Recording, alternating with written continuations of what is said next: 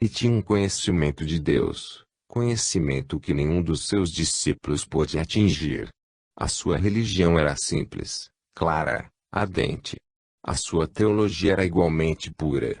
O grito Pai Nosso que estás nos céus difere inteiramente das dissertações complicadas, pelas quais o Supremo é primeiramente informado do caráter que lhe é assinado, e implorado, em seguida, para agir de acordo com as paixões ou as necessidades imaginárias do seu ignorante adorador. Deus. Não o conheceis. Quando os olhos do Espírito se abrirem, admirar-vos-eis da vossa ignorância. Deus é muitíssimo diferente do que imaginastes. A vossa baixa imaginação não pode representá-lo. Ele lastima o cego mortal e perdoa-lhe, não censura a ignorância, mas sim a loucura com que se recusa a deixar penetrar a claridade no templo vetusto donde ela desterrou um ídolo. Lastima os amantes das trevas, que se aferram às fantasias abortadas do passado e, não podendo compreender a beleza, a simples majestade do Deus revelado pelo Cristo, querem enxertar sobre essa nobre concepção as antigas ficções antropomorfas. Estes não podem ainda ouvir ensinamentos mais elevados. Não sois desse número. Quando nos exprobrais asperamente por contradizer o Antigo Testamento, só podemos responder que contradizemos, com efeito, a velha ideia repulsiva que transforma o Deus bom em tirano ocioso.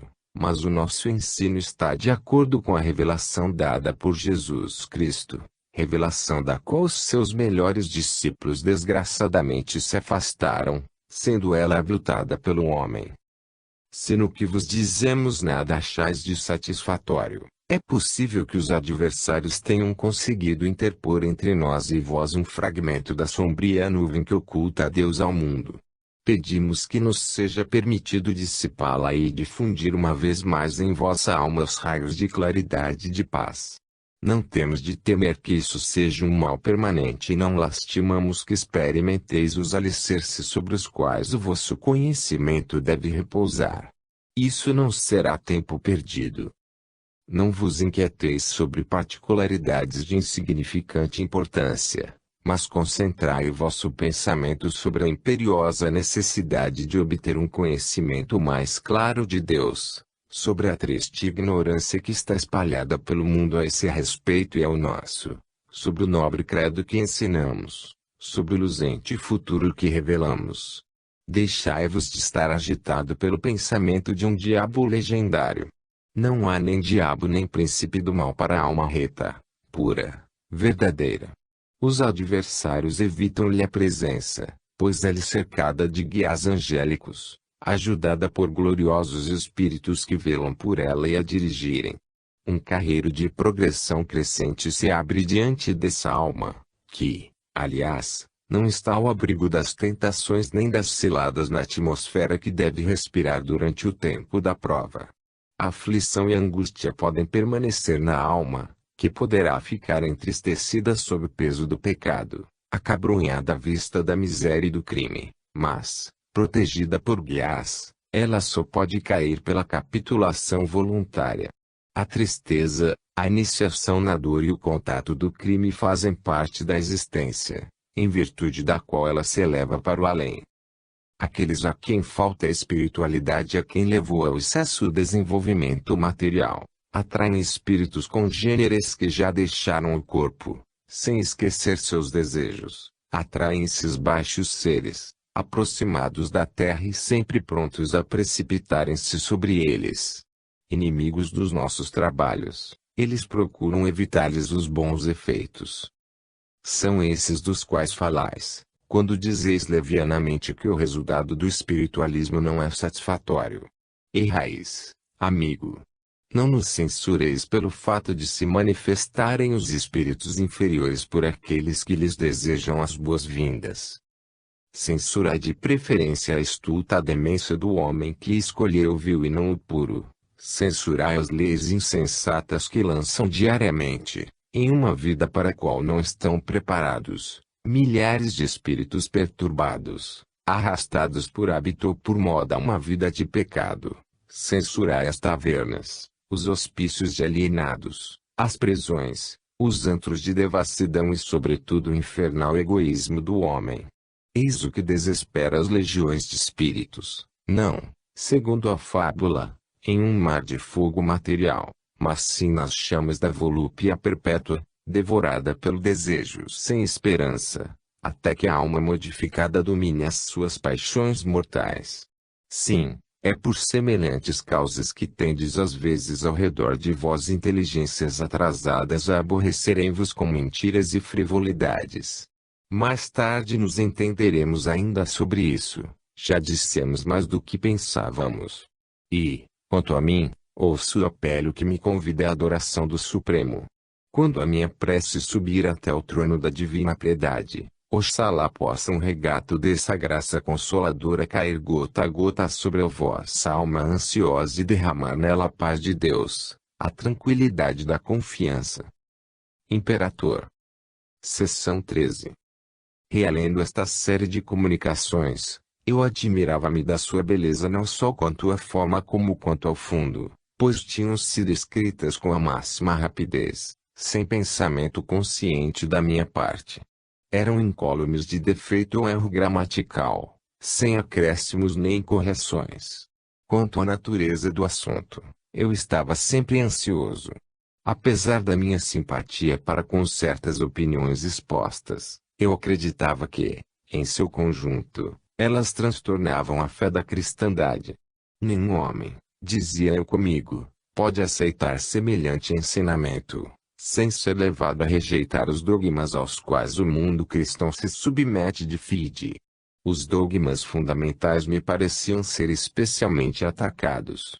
Um conhecimento muito extenso dos trabalhos dos teólogos gregos e romanos, anglicanos, protestantes e sobretudo da escola moderna alemã, me tinha preparado para observar as divergências de opinião, concernentes aos menores pontos.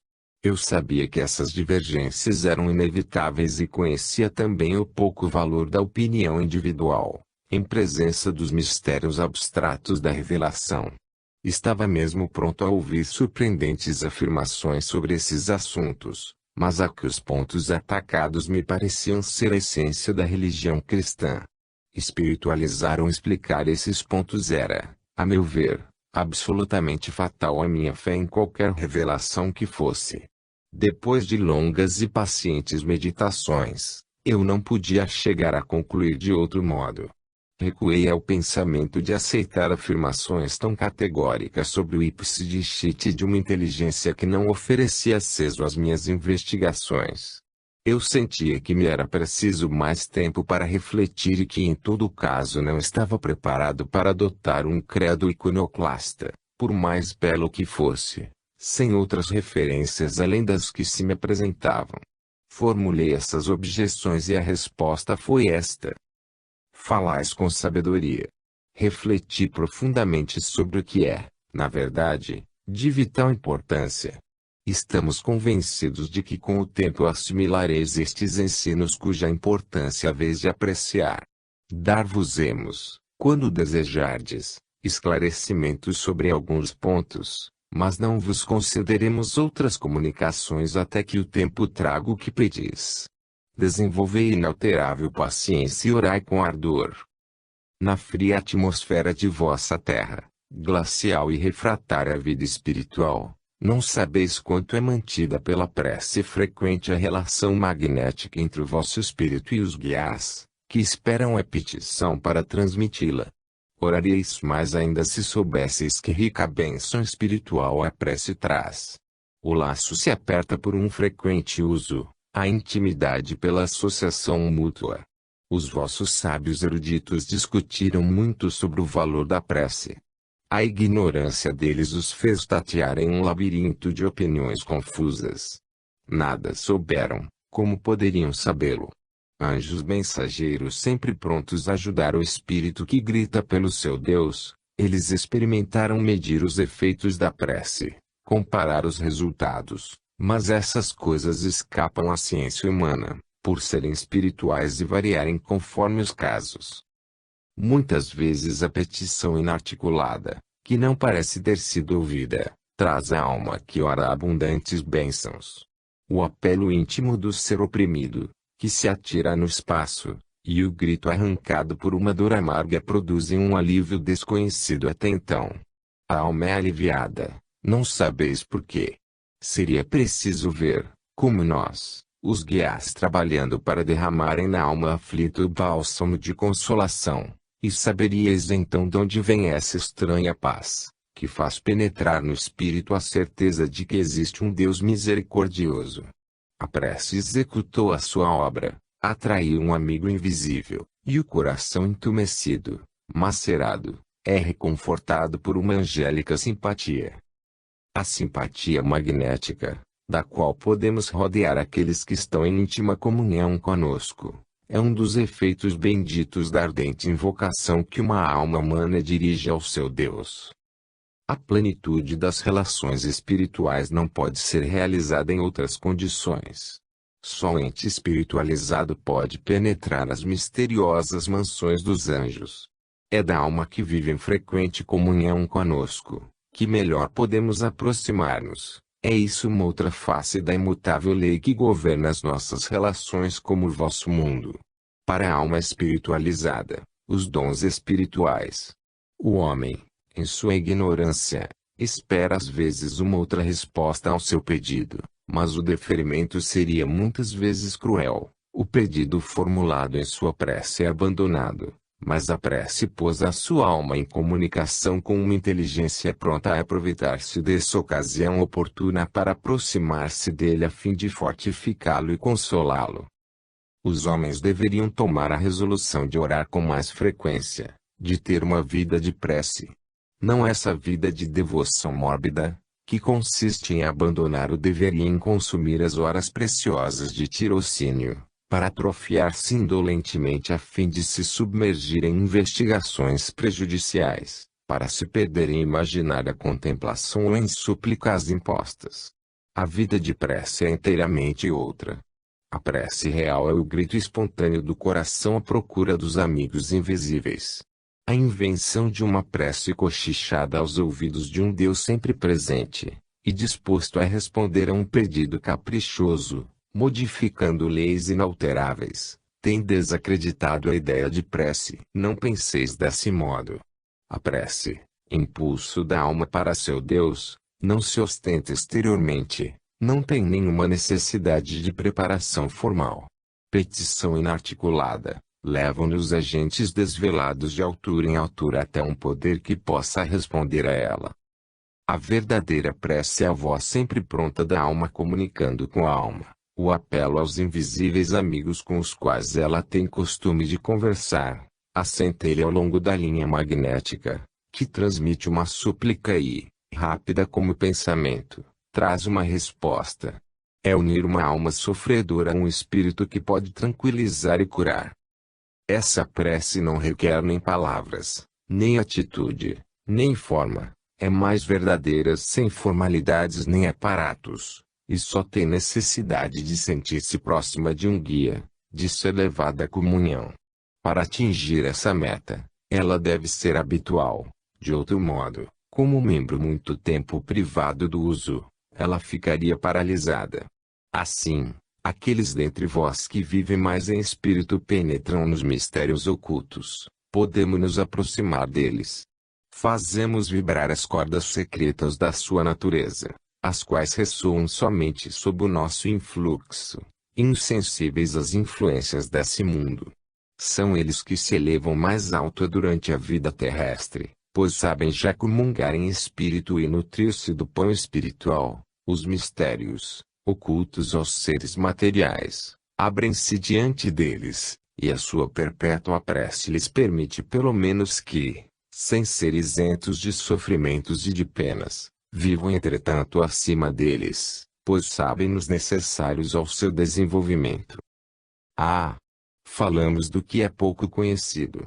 Se essa grande verdade fosse mais bem compreendida, o homem, por sua atitude espiritual, afastaria de si as perniciosas influências que muitas vezes assaltam os que, sem a isso ser autorizados, querem aprofundar mistérios muito acima da sua inteligência.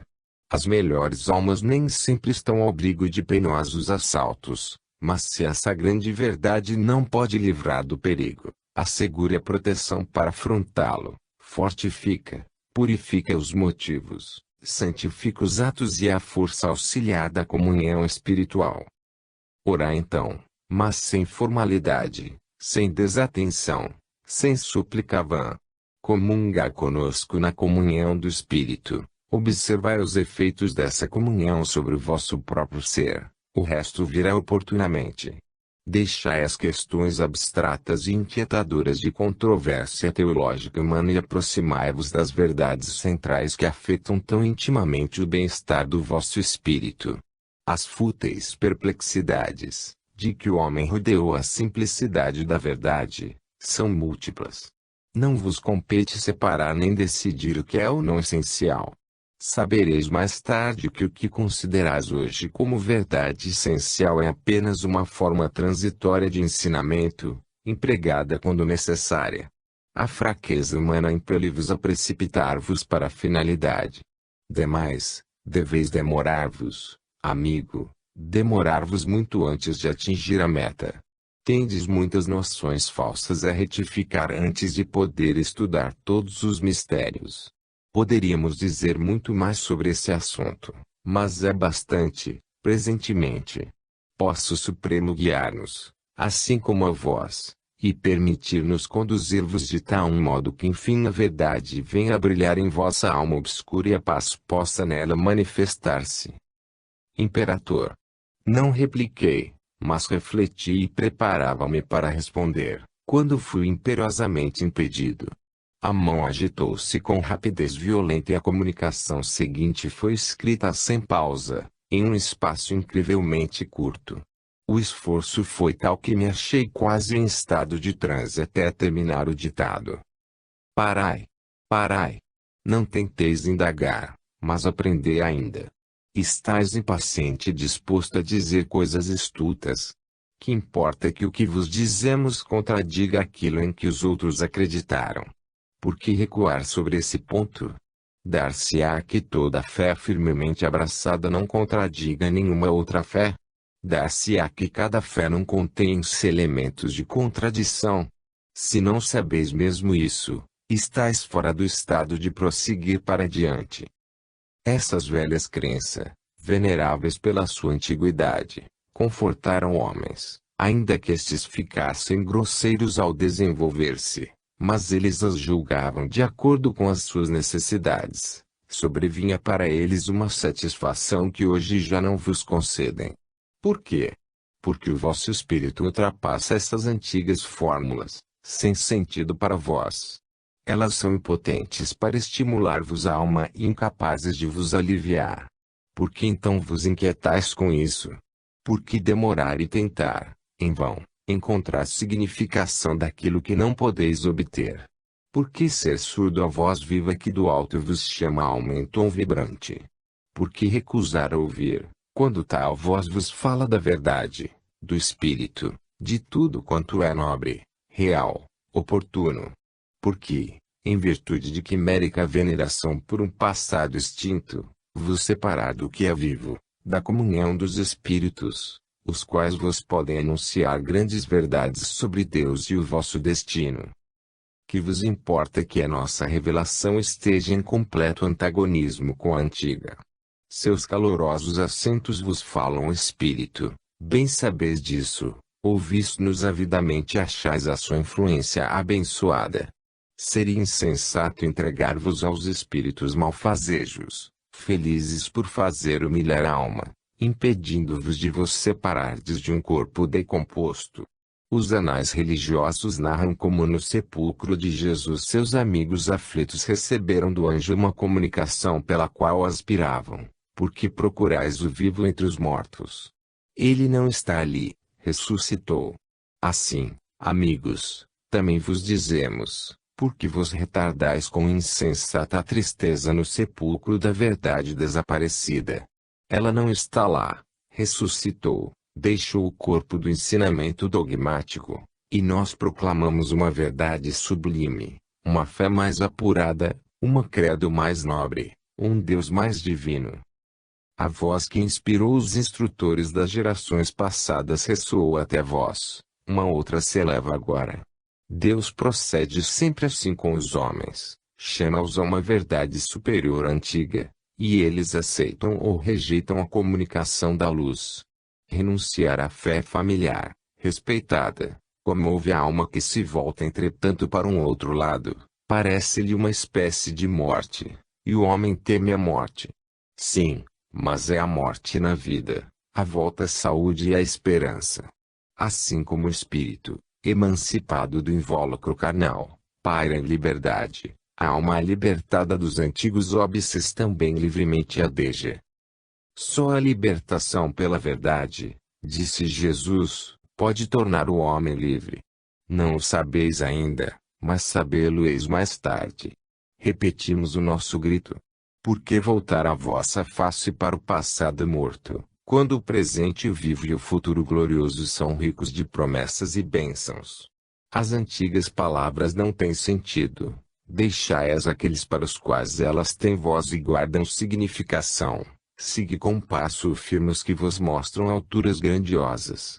Deixai o passado destruído, viajai sem temor através de um novo presente, para atingir um futuro desconhecido. Porém, amigo, não é assim. O passado vos envolve com os seus encantos, e não partilhais a ideia comum de que o novo deve aniquilar o antigo. Jesus o disse. Aconselhou ele a abolição do ensinamento mosaico. Já vos dissemos, o nosso ensino não é mais surpreendente, comparado ao seu, do que o seu comparado ao de Moisés. Esse que vos apresentamos é antes o complemento que a contradição do antigo, é o desenvolvimento de um saber mais extenso. Se meditardes profundamente sobre o estado do mundo na época em que Jesus veio nele proclamar a sua fé reformada, vereis que não é mais extraordinário ler o nosso Evangelho ao lado do que passa, entre os homens, por conter a religião, do que o era sobrepor o Evangelho de Jesus ao ritual do farisaísmo ou à séptica indiferença dos saduceus. O mundo tinha então, como hoje, necessidade de uma nova revelação, e aqueles que se mantinham na antiga não foram menos surpreendidos nem menos hostis, ouvindo-a proclamar, do que os vossos contemporâneos quando refratários ao que pensam ser novo. Naqueles dias, como nestes, não ficava das revelações adaptadas às necessidades especiais de um povo especial mais que uma soma de ritual inerte. A voz de Deus não era mais ouvida desde longos anos, e o homem começava a procurar, como agora, um ar mais respirável, aguardava uma palavra nova. Esta lhe veio divinamente expressa por Jesus, veio, na opinião dos homens, pelo veículo mais inesperado e menos capaz de impor o respeito aos sábios fariseus ou aos desdenhosos saduceus. Entretanto, ela prevaleceu e há 1800 anos anima a vida religiosa do cristianismo. Apesar das degradantes mutilações, a obra do crucificado subsiste, bastando um sopro vivificante para reanimá-la. Os velhos andrajos que o homem nela enrolou podem ser prontamente postos de lado, e a verdade aparecerá com muito mais brilho. A fonte da nossa revelação não é mais singular do que foi a do poder exercido por Jesus, carpinteiro desprezado de Nazaré, aos olhos dos seus concidadãos. Os homens o rodeavam com escárnio, como fazem a tudo que é novo. Estavam prontos a admirar as suas maravilhas, seguiam-me na multidão para assistir aos milagres físicos que ele produzia, mas não eram bastante espiritualizados para compreender os seus ensinamentos. Igualmente estão eles prontos a bradar contra nós e contra os nossos trabalhos. Como outrora, reclamam sem cessar outras e outras provas. Desce da cruz e acreditaremos em ti. Do mesmo modo hoje sucede, havendo mais provas entretanto do que é preciso para assegurar uma convicção firme.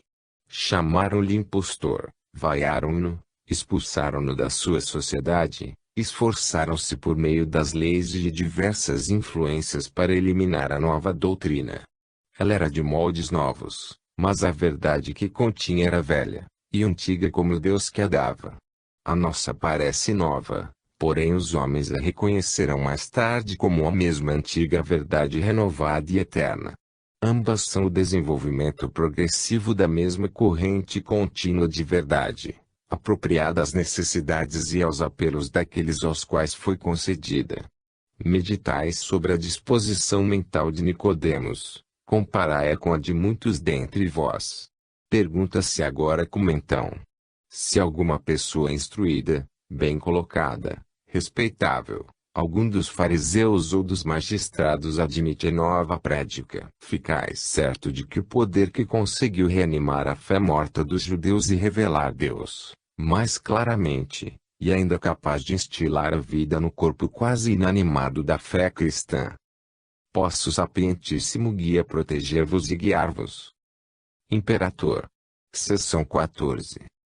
A comunicação precedente produziu em mim um efeito considerável. Guardei silêncio durante alguns dias e depois rompi nestes termos. O paralelo entre a época do Cristo e a presente é compreensível. É fácil imaginar um saduceu instruído, desdenhando as pretensões do Cristo. Aquele não tinha razão, sabemo-lo hoje, mas era muito desculpável. Examinadas no ponto de vista da razão, essas declarações deviam parecer monstruosas. Era lógico para um saduceu, cujo espírito era absolutamente contrário ao sobrenatural, recusar-se a admitir o que lhe parecia ser mentira ou ilusão. Entretanto ele estava em presença de um homem concreto, via-o, ouvia-o, podia confrontar sem custo a vida do novo profeta e verificar se ela estava conforme ao santo ensinamento que saía de seus lábios. Acho-me em uma situação inteiramente outra. Trato com uma influência imperceptível, cujas expressões podem ser, em última análise, a voz do meu espírito interrogando-se a si mesmo. O que vejo em redor de mim é um espiritualismo vago, muitas vezes desprezível em suas asserções. Fiquei impressionado com o que chamais as vossas revelações. Elas são indecisas ou estultas. Não acho a minha estrada. Não sei mesmo se sois uma entidade. Não tenho meio de inteirar-me a vosso respeito. Não ficaria mais adiantado mesmo que assumisseis a aparência humana. Tivestes algum dia uma personalidade ou sois somente uma influência? Eu ficaria baseado, de algum modo, se pudesse crer que fosseis uma individualidade definida. Em resumo, desejo que me deixeis sozinho. De fato, eu estava acabrunhado, por esse enérgico conflito entre as minhas opiniões fortemente preconcebidas e as de uma inteligência poderosa em afirmações e coerente em argumentos. Achava-me dilacerado por emoções contrárias e passava por uma crise de preparação necessária, como a continuação o provou. Deram-me esta resposta: amigo, simpatizamos convosco e tentaremos ajudar-vos. A vosso ver o séptico saduceu podia facilmente instruir-se, pois que tinha diante de si a pessoa definida de Jesus, mas, longe de ajudá-lo, essa presença lhe aumentava a perplexidade. Era-lhe infinitamente mais difícil associar o filho do carpinteiro de Nazaré à nova revelação, do que a nós associar-nos ao Supremo. Ele reconhecia a necessidade de uma reforma, mas a interrogação: este não é o carpinteiro? Era a seus olhos um obstáculo mais sério do que aos vossos. Sois uma individualidade.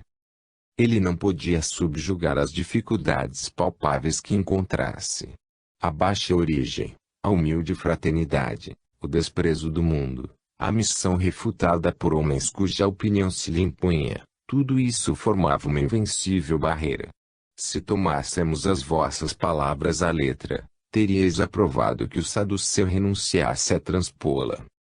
Certamente, se ele não soube aproveitar a mensagem sem compreender o seu mensageiro, não seria culpado de nenhum pecado, desde que agisse sinceramente. Apenas perdia uma ocasião de progresso, que aproveitaria quando estivesse mais bem preparado. Convosco o caso é outro. Nada de dificuldades exteriores. Estais simplesmente agitado pela dúvida intelectual. Reconheceis que as palavras que vos foram dirigidas podem ser atribuídas a um mestre, enviado de Deus. Sentis a necessidade da comunicação. Admitis a sua beleza. A sua grandeza moral não pode escapar àqueles que estão em estado de recebê-la. Sabeis que ele tem origem em uma fonte exterior, fora de vós. Conheceis que nenhum esforço inconsciente de vosso espírito pode produzir o que contradiz o conjunto dos vossos próprios pensamentos. Nenhuma teoria de interrogação interior, por mais engenhosa que possa ser, vos satisfaria. A fase de dúvida por que passais é fugitiva e não pode exercer ação permanente em vós. Quando ela cessar, admirar-vos-eis de haver imaginado que eu não era uma entidade tão real como vós mesmo, como qualquer inteligência encarnada no que chamais homem. Sim, amigo, o tempo é tudo o que vos falta, tempo de paciente reflexão, tempo para meditar sobre os fins, tempo para apreciar a evidência e para adicionar os resultados. As palavras que vos abalaram tão profundamente são as de alguém que vê os vossos pensamentos e simpatiza com as dificuldades, com as objeções, que vos causam tanta perplexidade. Durante minha vida terrestre, exerci um papel proeminente em uma época difícil, bem semelhante à que precedeu a vinda do Cristo, e a que atravessais atualmente. É a lei em todos os ciclos onde o curso rotatório do tempo torna a trazer um estado de coisas semelhantes em intervalos certos. O homem é mentalmente o mesmo no curso dos séculos. Quanto mais se desenvolve, progride e pensa, mais sabe. Mas também, tão certo como no mundo a noite sucede ao dia, virá tempo em que a sua concepção sobre a divindade se apagará e em que a divina centelha nele existente implorará ao céu conhecimento mais completo de seu Deus. Urge uma nova revelação, a antiga fez a sua obra e, das suas cinzas surge, a solicitação do homem, a nova que é, para a alma preparada, a voz do alto a fortificá-lo e a consolá-lo. Isso sempre aconteceu, já o sabeis. Achareis vestígios, em toda a história, das relações de Deus com a humanidade. Por que deixaria de ser assim? Por que ficaria muda a voz no momento em que o homem tem mais que nunca necessidade de socorro? Não conheceis nada a meu respeito, dizeis. Por que quereis confundir o mensageiro com a mensagem? Por que persistis em associar o que é divino ao veículo que o transporta? O resultado desse argumento foi que, em consideração à fraqueza da minha fé, obtive o que eu tinha tão obstinadamente pedido. Depois de haver triunfado, vi a nulidade do dote pelo qual tinha lutado tanto. Comecei a apoderar-me da tendência do ensino e a não mais o identificar com a individualidade do mensageiro. Repassei em minha memória o tempo consagrado a esse argumento, do qual só parte posso publicar. E compreendi, como ainda eu não tinha conseguido, o que era verdadeiramente para mim uma nova revelação. O mensageiro foi ofuscado pela importância da mensagem, e o desejo de provar ínfimos pontos de minudências perdeu-se no pleno brilho da convicção, que me deslumbrou então pela primeira vez. Esse estado foi passageiro. Eu estava muito ligado aos antigos hábitos de análise para ceder a uma impulsão entusiástica. Demais, a primeira educação religiosa se firmava, e eu voltava às minhas velhas objeções teológicas. Dissipado o primeiro efeito, continuei a discussão 2 dias depois. Nesse intervalo, tinha eu lido e relido tudo o que está impresso aqui e em muitas outras páginas íntimas demais para serem publicadas. Recordara os trabalhos de um ano e, não descobrindo neles nenhum desvio da verdade, cheguei à convicção de que o poder em atividade era: primeiro, exterior a mim. Segundo, verídico e consistente em suas afirmações. Terceiro, puro e elevado no ensino religioso que trazia. Parecendo-me isso claro, comecei a examinar a questão de identidade e as pretensões aligadas. Quanto às questões materiais, senti que podiam esperar. Os pontos já estabelecidos em meu espírito me afirmaram no pensamento que a inteligência verídica do passado era ainda verídica.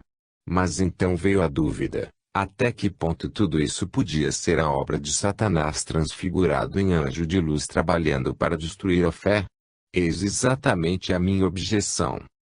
Não se pode dizer com espírito de crítica leal que o vosso ensino tenda ao que os homens chamam deísmo, panteísmo, não avilta a Deus colocando-o ao nível de uma força, mas não tende a entreter no espírito do homem uma dúvida quanto à verdade, qualquer que ela seja.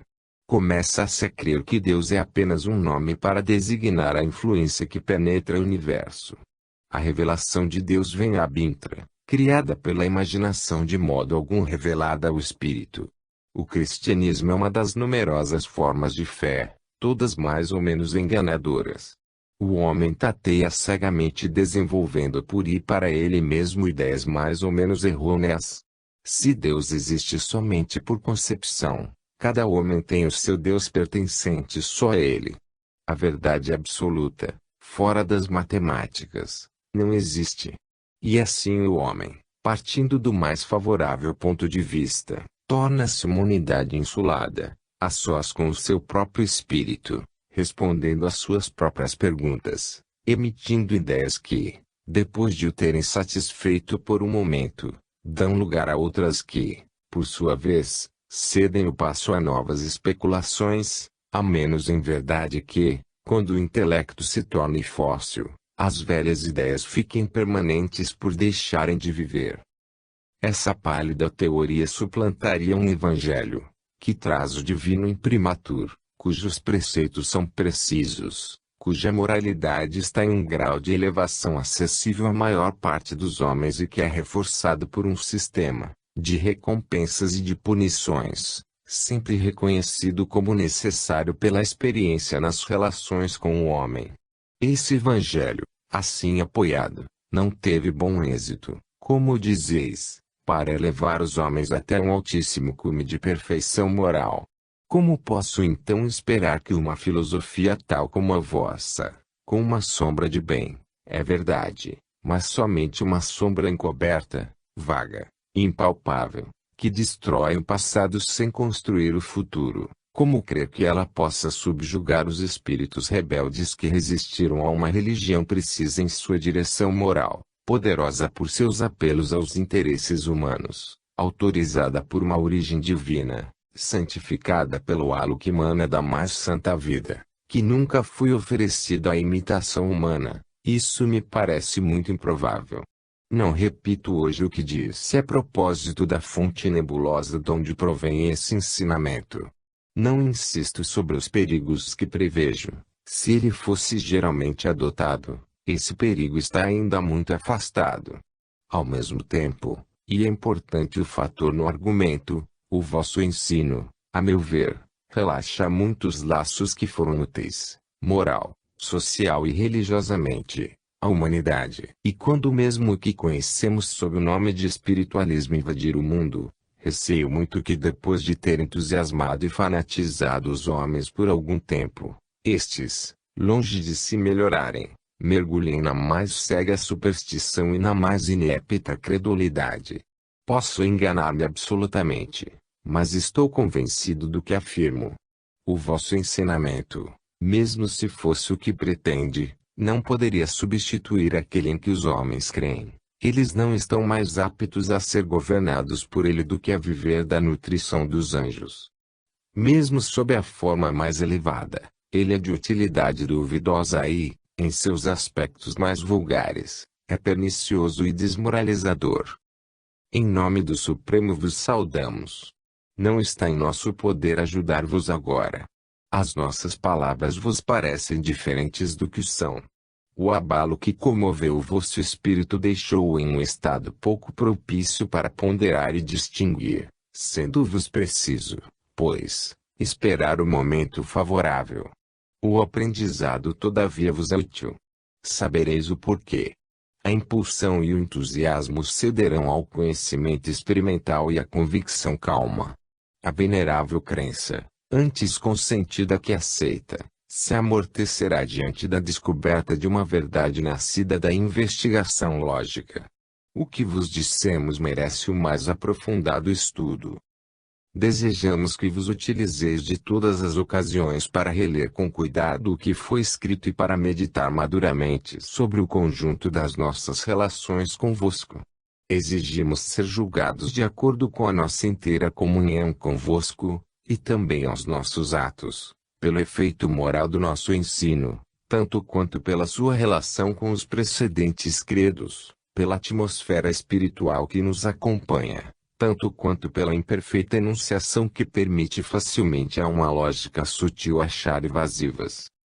Presentemente, basta que reiteremos solenemente a nossa pretensão de sermos os portadores de uma comunicação divina.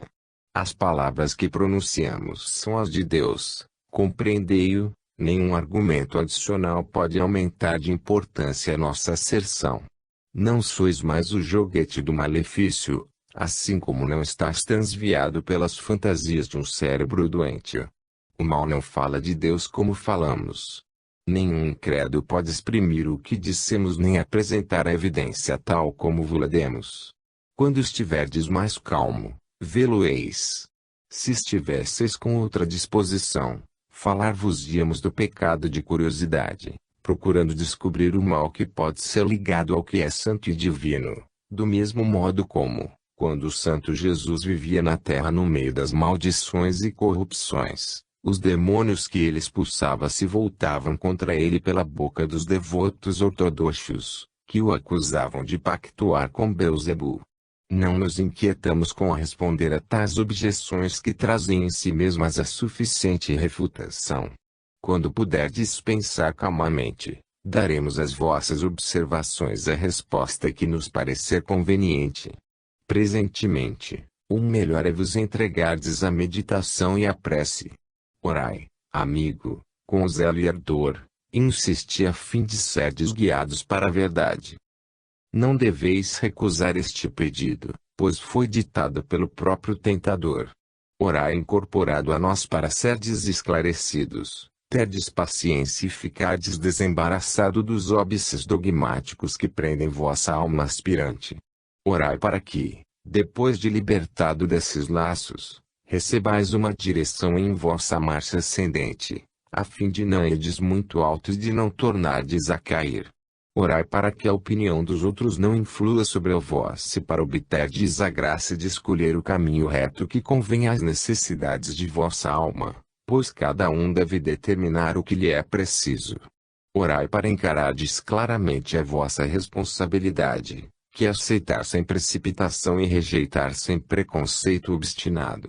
Além disso tudo, orai para serdes humilde, sincero, honesto, para que não altereis a obra de Deus por orgulho, obstinação ou indignidade. As nossas preces se juntarão às vossas para atraírem uma comunicação de amor e de consolação emanada daqueles que velam ansiosamente pela propagação da verdade divina.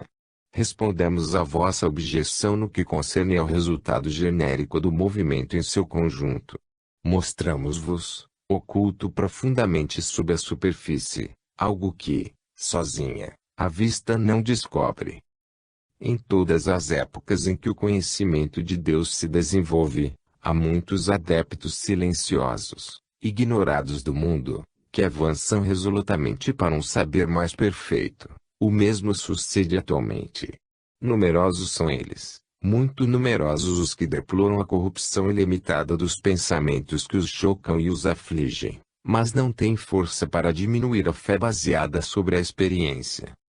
Demais, podemos informar-vos que as nossas relações com o plano material são governadas por leis que a vossa ciência ainda não definiu. Finalmente, nem nós nem vós conhecemos todas as coisas que se interferem ao nosso poder. Não estamos em estado de promulgar leis para vos dar uma direção, pois apenas o conseguimos para nós outros. A importância capital do assunto é pouco apreciada entre vós, e aqueles mesmos que se interessam pela nossa obra não a penetraram bastante. Muitas vezes neles predomina uma curiosidade banal, e até motivos baixos. Não tomam conveniente cuidado com os médiuns, quando o instrumento não está de acordo com o diapasão, por afrouxado ou cansado. As condições atmosféricas variam. Nem sempre sabemos como proceder em presença dos diversos efeitos que são assim produzidos. Os grupos não são convenientemente compostos e muitas coisas mal combinadas impedem que os fenômenos sejam sempre semelhantes em sua natureza ou provocados com precisa regularidade. O caráter incerto do fenômeno é proveniente disso e da obstrução contínua que os curiosos exercem atraindo espíritos seus similares, perturbadores das esferas. Há muito a dizer sobre esse assunto, mas há outras matérias mais urgentes. O que indicamos pode induzir-vos à indulgência na apreciação das variantes de algumas reuniões.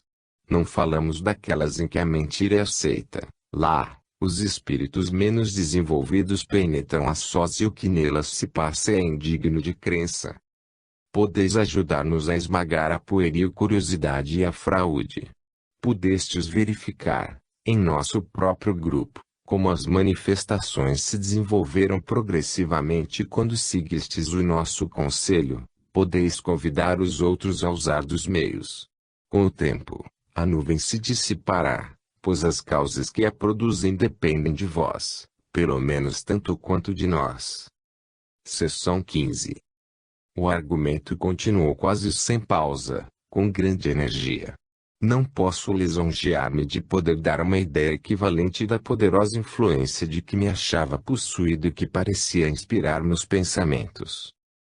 Ensino religioso do espiritualismo. Perguntar se a tendência do nosso ensino é deísta, teísta ou mesmo ateísta. Quanta ignorância reina entre vós para que uma pessoa bem instruída envolva o teísmo com o ateísmo.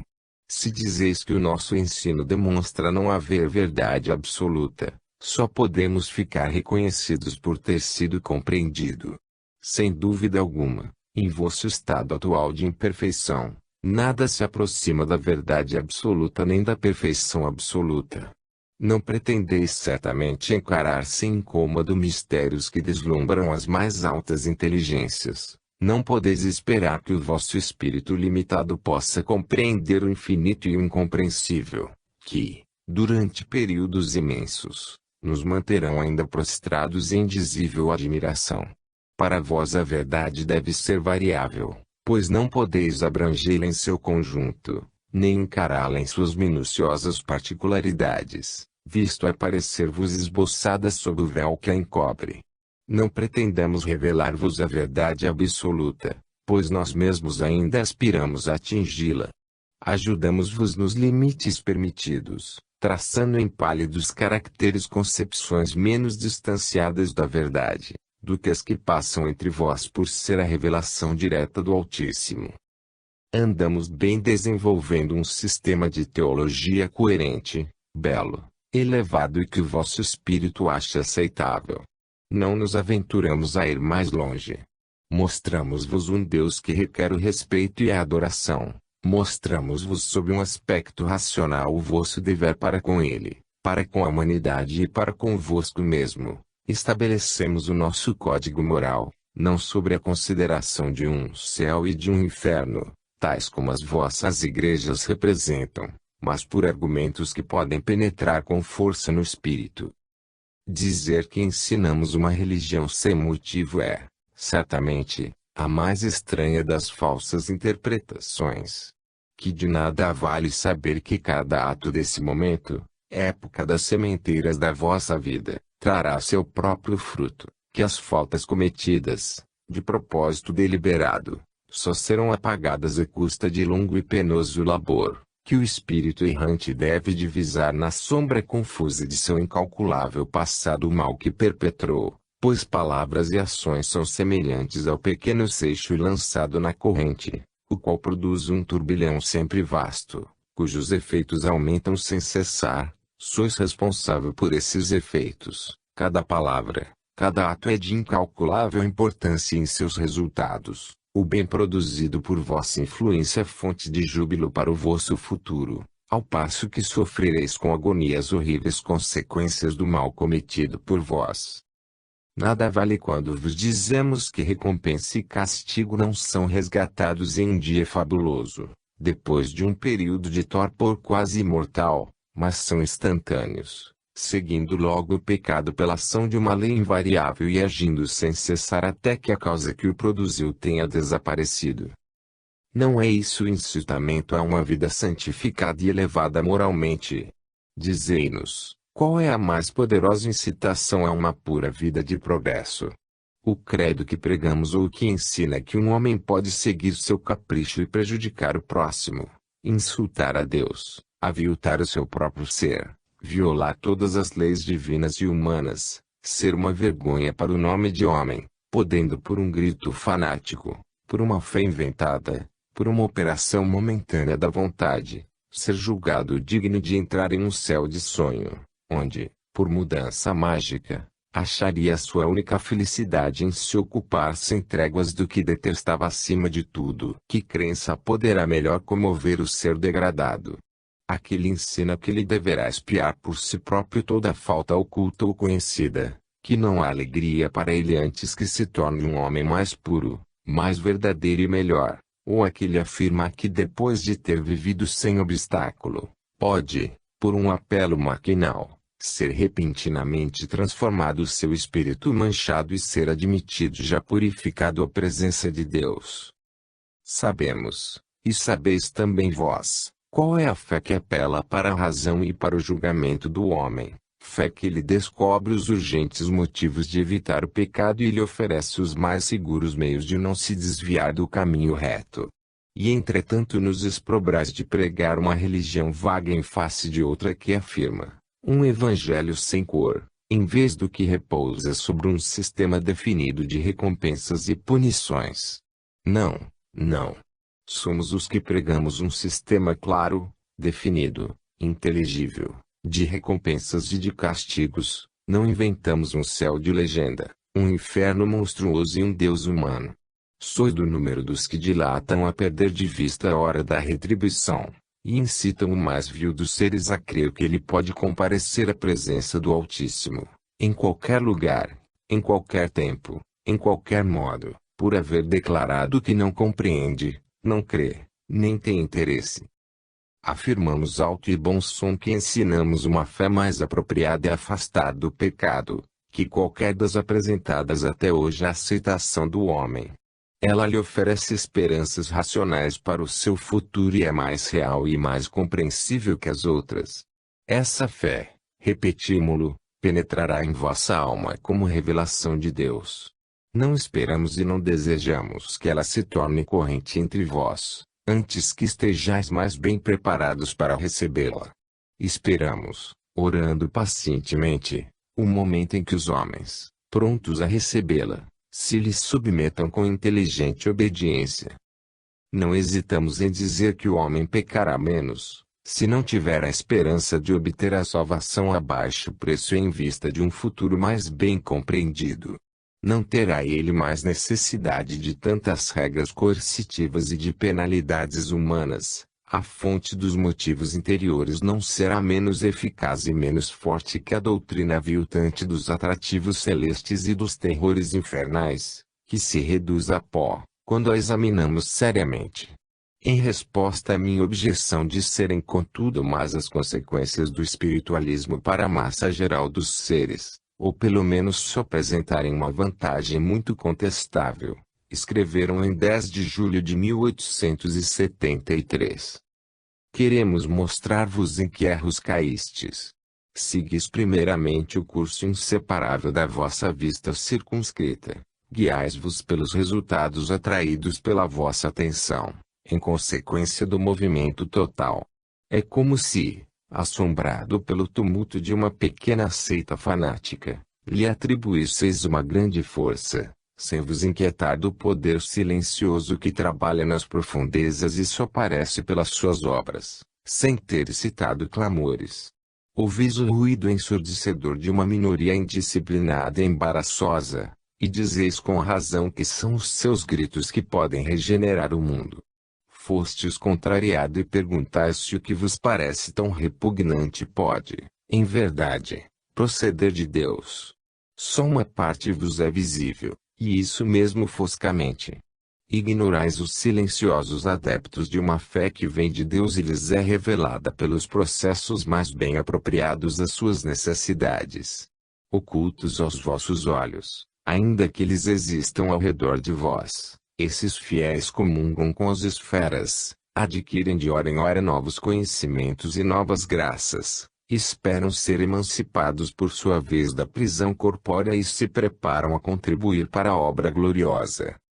Assim, pela obstrução ruidosa de uns e pelo silêncio dos outros, pela natureza limitada das vossas faculdades e pelas ocasiões ainda mais limitadas em que podeis observar, só vedes uma cena insulada e tomais uma partícula pelo todo, um membro, e o menos digno, pelo grande corpo. Estamos dispostos a examinar a vossa conclusão tendente a provar as consequências enfadonhas ou malévolas do espiritualismo para os que se ocupam dele, mas vos negamos a capacidade de pronunciar-vos sobre o conjunto dessa vasta questão e sobre seu êxito último. Por conseguinte, qual é a verdade real? As operações do Supremo são uniformes em tudo e para tudo. O mal e o bem estão entremeados. Ele não empregava grandes operários para o trabalho que pode ser executado por espíritos mais atrasados. Não envia os mestres gloriosos para fazer entrar a convicção em um ente não desenvolvido, ligado à terra. Longe disso, proporciona as suas causas aos efeitos que devem produzir. Na marcha ordinária da natureza ele não produz resultados insignificantes por causas gigantescas. Sucede do mesmo modo no domínio das incumbências espirituais. Aqueles que são grosseiros, sem aspiração desenvolvida, cujas almas não podem elevar-se aos cumes da grandeza moral e intelectiva, são entregues a espíritos que sabem escolher a linguagem e os meios capazes de tocar essas inteligências atrasadas, empregando a maior parte das vezes processos materiais para os impressionar. Um desenvolvimento de força física, fácil de verificar pelo sentido externo, é necessário para convencer da existência ininterrupta do além-túmulo, não a algumas inteligências, mas a um grande número. Esses espíritos, pouco adiantados, recebem a demonstração, não pelas vozes inspiradas que em cada época dirigiram a alma do iniciador destinado a guiar essa época, mas por seres mais semelhantes a eles, conhecedores da sua atitude, necessidade e hábitos mentais.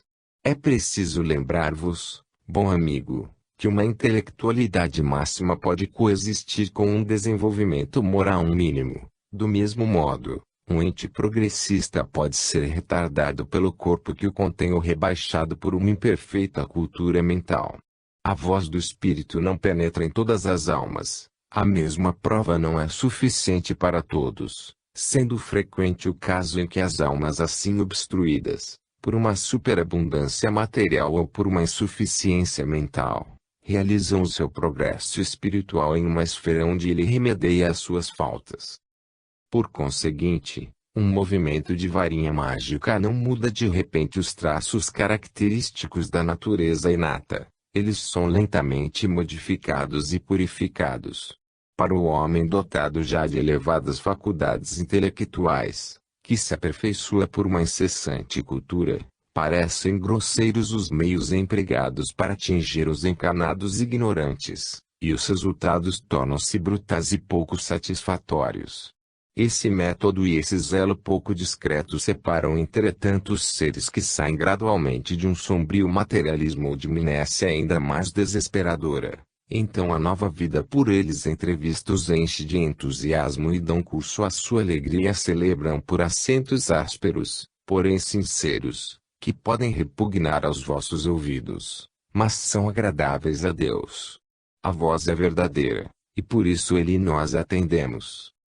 Assim, os processos pelos quais se pode fazer penetrar a convicção, nas almas não desenvolvidas, não são os dos anjos intermediários entre Deus e o homem, pois não teriam bom êxito. As operações materiais conduzem o homem a refletir sobre as coisas espirituais. Estais familiarizado com essas operações, que não cessarão jamais de ser necessárias e serão para um grande número o começo da vida espiritual. Ninguém pode negar a sabedoria da adaptação dos meios aos fins. O único perigo é o de substituir o físico pelo espiritual e parar aí. Enfim, tomemos o exemplo mais saliente, aquele que impressiona, o ser brutal, inculto, não desenvolvido, A voz que grita por Deus em tom áspero e que produz tais resultados será a voz do mal. Acreditais nisso? Já tratamos da questão do mal, mas voltaremos ainda a ela. Estamos longe de negar ou de tratar levianamente o perigo que nos ameaça e a vós outros, mas não é letal como imaginais. O que é desregrado,